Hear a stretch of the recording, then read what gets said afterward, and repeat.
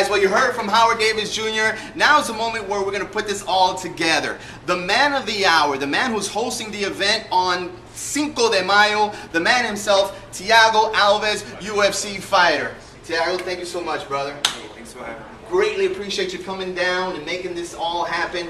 Talk to me about Cinco de Mayo, Play Hard Thursdays. You're here, you're hosting the event. What do we got to look forward to on that night? Well, I think we're gonna have some really hungry fighters, because the amateur guys usually they want to prove something, they want to get to the big leagues. So you're definitely gonna see a lot of good quality fights, and here Club Play. After that, they're gonna host a great party, So I think it's gonna be great for us here in South Florida. Absolutely, absolutely. What do you think about the law Florida has that every amateur fighter has to have 5 fights before going pro?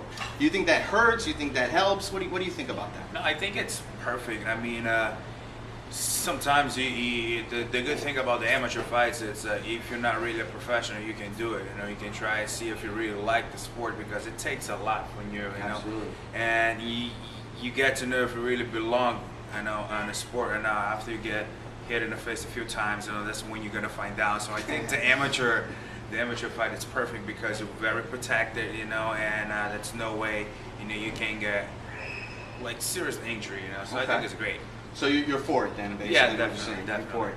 Now, when you started, did you start an amateur or you just went straight to pro? Now, when I started back in Brazil, there was no amateur or professional. I mean, there was just professional actually. Okay. But we don't have that many rules. My first 5 fights, I fought with bare knuckles, and it was pride rules of bare knuckles. You could step in the face and do all the good stuff that you can't do it anymore. Wow, wow. Well, you had a lot of choices actually with all the other organizations that are here in Florida.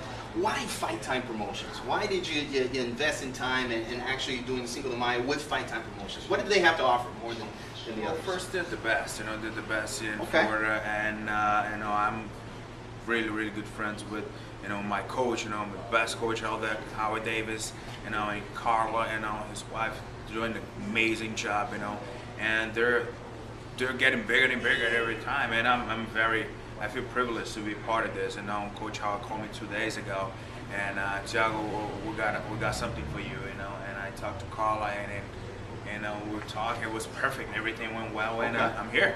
Awesome. Well, we know we're lucky to have you, and we're blessed to have you, and thank you so much for accepting and being here. So having amateur MMA in South Beach, we have that rule. You have to go 5 amateur shows before you go pro.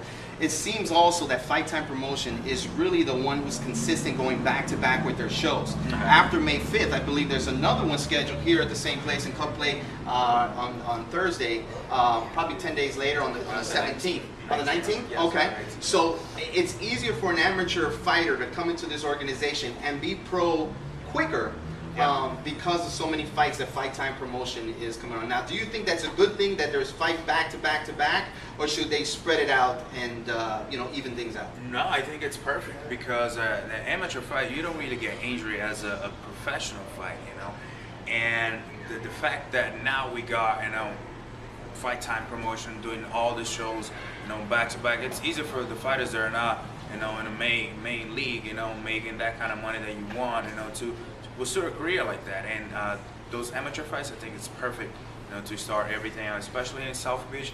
Everything that you do in South Beach, it's going to be, very good and very, enjoyable. So Nice. I totally agree. There's a lot to do here in South Beach. Yeah. You come watch the fights and get to hang out and enjoy and have a good time. You've got a fight yourself coming up. Yes, sir. I'm fighting Rick Story May 28, UFC 130.